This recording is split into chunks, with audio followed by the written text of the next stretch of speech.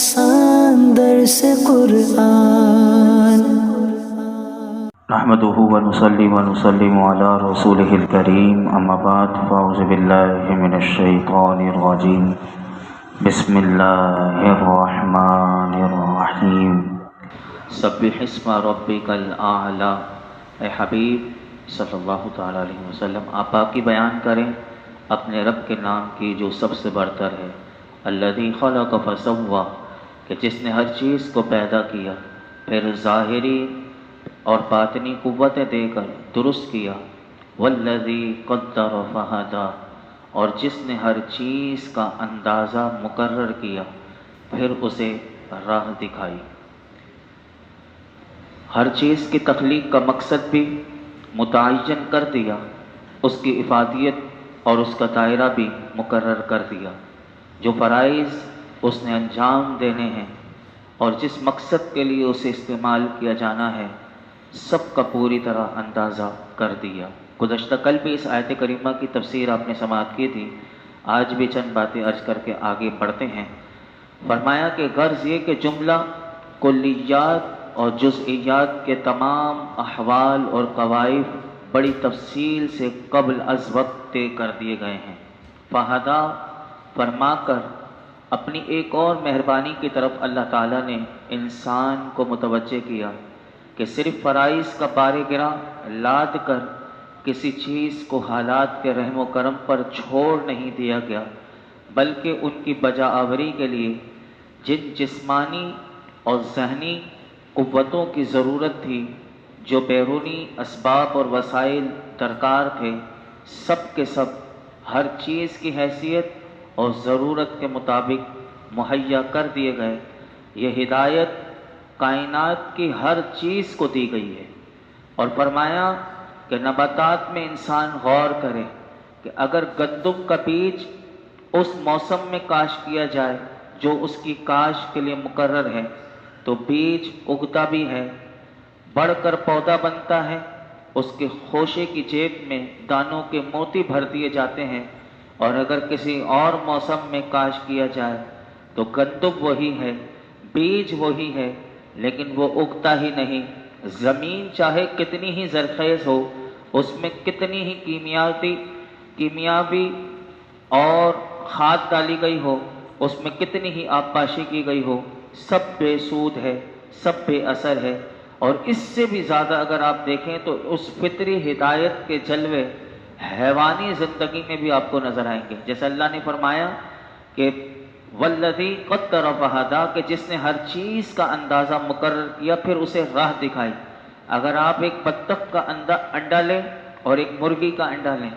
اور دونوں سے بیک وقت ایک ساتھ اگر بچے نکلیں، اگر آپ ان کے سامنے پانی کا برتن رکھیں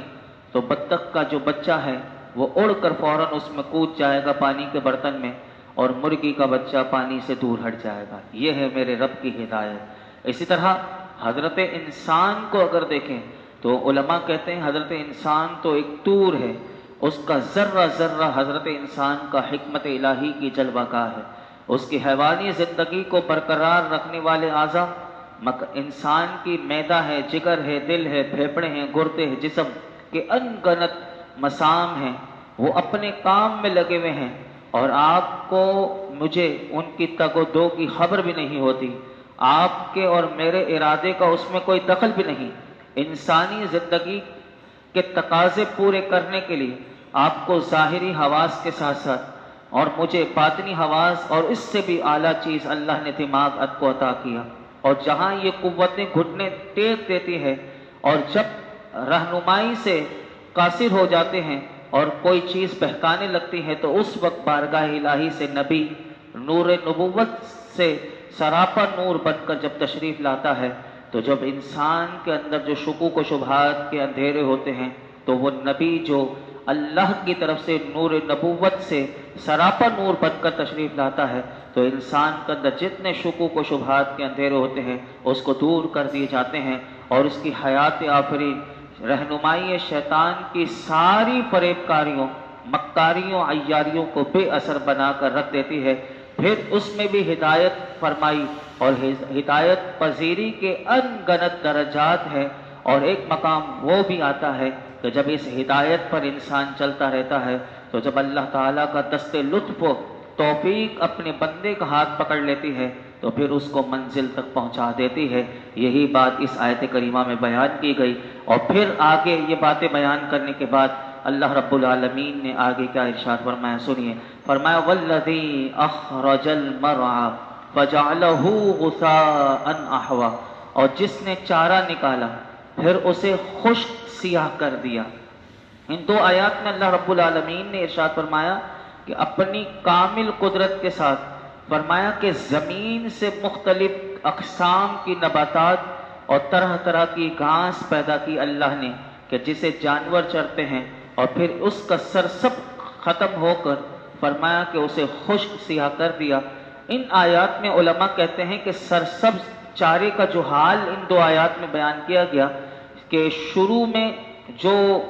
گھاس وغیرہ ہوتی ہے وہ سرسبز ہوتی ہے، ہری ہوتی ہے، لیکن بعد میں خشک ہو کر سیاہ بیکار ہو جاتی ہے۔ تو یہی حال دنیا اور اس کی نعمتوں کا ہے۔ یعنی ان دو آیات میں دنیا کی نعمتوں کا اللہ تعالیٰ نے اس طرف اشارہ بھی دیا کہ فرمایا یہ دنیا بھی اگرچہ سرسبز یعنی سبزے کی طرح خوشنما نظر آتی ہے، لیکن یہ دنیا بھی بہت جلد فنا ہونے والی ہے۔ اور اللہ تعالیٰ نے دنیاوی زندگی کی مثال جو ہے وہ قرآن کریم میں بہت سے مقامات پر دی ہے۔ میں ایک آیت کریمہ آپ کے سامنے پڑھتا ہوں کہ کیسے اللہ نے مثال دے کر لوگوں کو بتایا کہ یہ دنیا کی زندگی حقیقت نہیں ہے، یعنی اسی دنیا کی قلیل زندگی میں انسان کھو جائے اور اس کی فانی نعمتوں میں مست ہو کر اپنی آخرت کو اگر بھول جائے تو فرمایا اس انسان سے بڑا یعنی بے وقوف اور نادان کون ہوگا کہ جو اپنی آخرت کو بہتر بنانے کی جس کو فکر کرنی چاہیے تھی اور سوچ میں قرآن دے رہا تھا اور آخرت کو سنوارنے کے لیے جس نے تیاری کرنی تھی، لیکن وہ دنیا میں مست ہو گیا اور دنیا کی فانی نعمتوں میں مست ہو گیا۔ اللہ فرماتا ہے ایسا نہیں کرنا چاہیے۔ دیکھیے دنیا کی زندگی کی مثال اللہ نے ایک قرآن کی آیت میں کس انداز سے دی۔ فرمایا انما مثل الحیات الدنیا کماء انزلناہ من السماء فاختلط به نبات الارض مما یأکل الناس والانعام۔ فرمایا دنیا کی زندگی کی مثال تو اس پانی جیسی ہے کہ جسے ہم نے آسمان سے اتارا تو اس کے سبب زمین سے اگنے والی چیزیں غنی ہو کر نکلی کہ جس سے انسان اور جانور کھاتے ہیں۔ پھر فرمایا حتی اذا اخذت الارض زخرفها وزینت وظن اہلها انہم قادرون علیہا، اور فرمایا کہ یہاں تک کہ جب زمین نے اپنی خوبصورتی پکڑ لی اور خوب آراستہ ہو گئی تو جو زمین کے مالک ہے وہ یہ سمجھے کہ اب وہ اس فصل پر قادر ہیں، تو پھر اللہ فرماتا ہے کہ جب وہ یہ سمجھنے لگے کہ یہ تو لہلہات باغ جو ہیں یہ تو میں اس کا مالک ہوں، لیکن اللہ فرماتا ہے حتاہا امرنا لیلا او نہارا فجعلناها حسیدا کأن لم تغن بالامس۔ فرمایا تو رات یا دن کے وقت ہمارا حکم اسی فصل پر کہ جس کا وہ مالک تھا اس پر ہمارا حکم آیا تو فرمایا کہ ہم نے اسے ایسی کھیتی کو ایسے کر دیا، فرمایا جیسے کٹی ہوئی کھیتی ہو اور گویا وہ کل وہاں پر موجود ہی نہیں تھی، جس کو وہ مالک سمجھ رہا تھا کہ اس کا میں سب مالک ہوں، لیکن ہم نے اسے ایسے برباد کر دیا کہ اس کا نام و نشان بھی مٹا دیا۔ اللہ فرماتا ہے کذالک نفصل الآیات لقوم یتفکرون، ہم غور کرنے والوں کے لیے اسی طرح تفصیل سے قرآن میں آیات بیان کرتے ہیں، اور جو لوگ آخرت کے بجائے دنیا کی زندگی اور اسی کی عیاشی چاہتے ہیں، دنیا کی زیب و زینت کے طلبگار ہیں، ان کے لیے بھی اللہ نے بتا دیا قرآن میں دو ٹوک انداز میں۔ فرمایا من کان یرید الحیات الدنیا وزینتہا، جو دنیا کی زندگی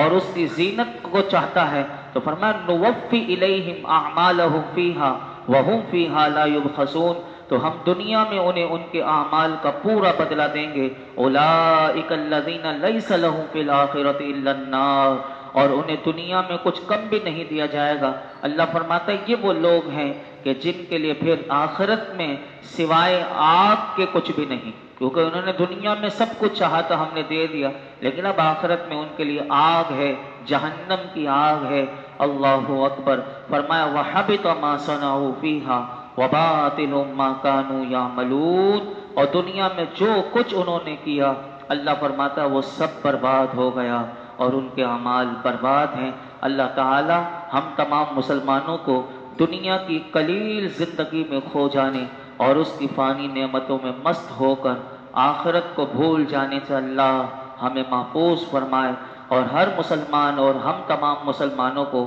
اللہ اپنی آخرت بہتر کرنے کی فکر اور سوچ جو قرآن ہمیں دے رہا ہے، بار بار دے رہا ہے، آخرت کو اچھی کرو، آخرت کو بہتر کرو، اللہ وہ سوچ پر ہمیں عمل کی توفیق عطا فرمائے اور آخرت کی تیاری کرنے کی اللہ ہمیں توفیق عطا فرمائے۔ آگے ارشاد فرمایا سَنُقْرِئُكَ فَلَا تَنْسَى، اب ہم تمہیں پڑھائیں گے تو تم نہ بھولو گے۔ اس آیت کریمہ میں مفسرین فرماتے ہیں کہ جب حضرت جبریل علیہ السلام وحی لے کر نازل ہوتے ہیں تو ابھی وہ آیت کریمہ کا آخری حصہ پڑھ کر فارغ نہیں ہوتے تھے کہ نبی کریم صلی اللہ علیہ وسلم اس اندیشے سے کہ اس آیت کا ابتدائی حصہ پڑھنا شروع کر دیتے کہ کہیں میں بھول نہ جاؤں، تو اس پر اللہ رب العالمین نے اپنے محبوب کو تسلی دیتے ہوئے ارشاد فرمایا اے پیارے حبیب صلی اللہ تعالی علیہ وسلم، ہم حضرت جبریل کے ذریعے تمہیں قرآن پڑھائیں گے تو جو کچھ آپ کے سامنے پڑھا جائے گا آپ اسے نہیں بولیں گے۔ اور تفسیر جمل میں ہے کہ اللہ تعالیٰ کی طرف سے اپنے حبیب علیہ السلام کو گویا کہ اس آیت میں بشارت دی گئی کہ محبوب قرآن پاک کو حفظ کرنے کی جو نعمت ہے آپ کو کسی محنت کے بغیر ہی ہماری طرف سے عطا ہوئی ہے، اور یہ آپ کا معجزہ ہے، اور اتنی بڑی اور عظیم کتاب کسی محنت، مشقت اور تکرار کے بغیر آپ کو حفظ ہو گئی، یہ آپ کا معجزہ ہے۔ اس آیت کریمہ سے جو 6 باتیں معلوم ہوئیں وہ عرض کر کے میں اپنی گفتگو سمیٹتا ہوں۔ اس آیت کریمہ سے علماء کہتے ہیں 6 باتیں معلوم ہوئی۔ سب سے پہلی بات یہ کہ علم اللہ کی بہت بڑی نعمت ہے، یہاں پر علم کا ذکر ہوا تو یہ پتہ چلا کہ علم انسان حاصل کرتا ہے تو یہ اللہ کی بہت بڑی نعمت اسے ملتی ہے، اور گناہگاروں کو علم نہیں دیا جاتا، اور یہاں تک کہ حدیث پاک میں آتا ہے کہ جس سے اللہ بھلائی چاہتا ہے تو اسے دین کی سمجھ اللہ اسے عطا فرماتا ہے۔ دوسری بات یہ پتہ چلی کہ نبی کریم صلی اللہ علیہ وسلم تمام مخلوق سے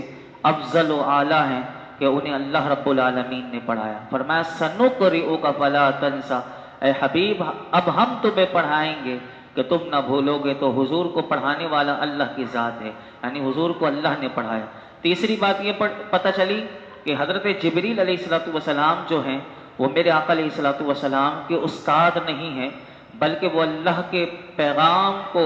نبی پاک صلی اللہ علیہ وسلم کی خدمت میں پہنچانے پر وہ مامور ہیں۔ چوتھی بات یہ آیت کریمہ سے یہ معلوم ہوئی کہ نبی پاک صلی اللہ علیہ وسلم کا علم بہت اعلیٰ ہے۔ پانچویں بات یہ پتہ چلی کہ مخلوق میں سے